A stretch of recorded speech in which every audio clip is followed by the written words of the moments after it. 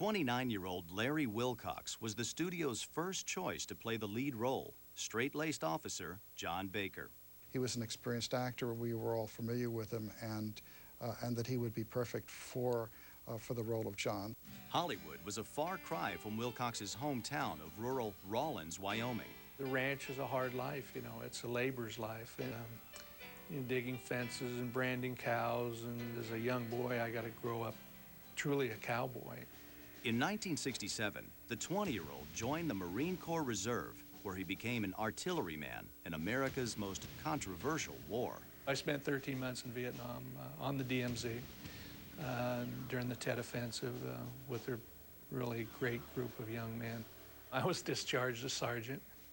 After returning to the States in 1970, Wilcox took acting lessons in Los Angeles. Before long, he was landing lucrative commercial spots. We're coming down, Nick. You know, Billy, in weather like this, our customers learn the true meaning of full service. Yeah. Wilcox's big break came in 1972 when he was cast as Ranger Dale in a reincarnation of the TV series Lassie. Lassie was the star, and I was the co-star. I always make a joke that I was housebroken, Lassie wasn't. But to me, it was a big deal at that time, and I was real proud of the fact that I was on a television series. After 2 years on Lassie, Wilcox signed on to CHiPs in 1977. NBC executives then set out to find Larry's complete opposite, TV Guide writer Ted Johnson. The chemistry, it's a classic case. They do this all the time in terms of the old mismatched partners. An unknown Puerto Rican actor, 28-year-old Erik Estrada, soon won the role of the maverick sidekick, Officer Francis Poncherello. This guy was named after a priest, and he was supposed to be Italian. But there were 87 of us, and then it was narrowed down to 5, and then narrowed down to a screen test of 2, and luckily I landed it. It wasn't luck, but hard work and determination that got Estrada to Hollywood in the first place.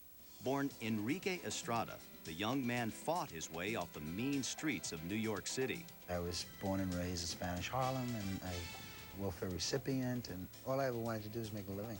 To support my mother, get out of Harlem. Acting was not Estrada's first career choice, however. From 9 to 17, I wanted to be a New York City policeman.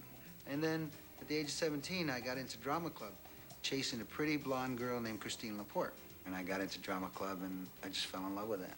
In 1972, at the age of 23, Estrada followed his dreams of stardom out to Los Angeles.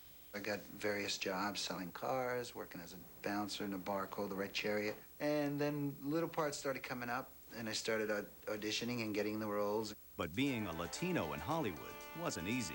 I ended up, for many years, playing the Hispanic with the gun, the knife, the brick, the dope, the pusher. So I just kept getting cast that way. I mean, that's the way in the 60s and 70s, that's how they saw us. Estrada finally got the opportunity to shatter the thug stereotype when he accepted the role of Officer Poncherello. In March 1977, filming began on the CHiPs pilot. Wilcox and Estrada donned their tight khaki uniforms, hopped on their motorcycles, and prepared for the ride of their lives.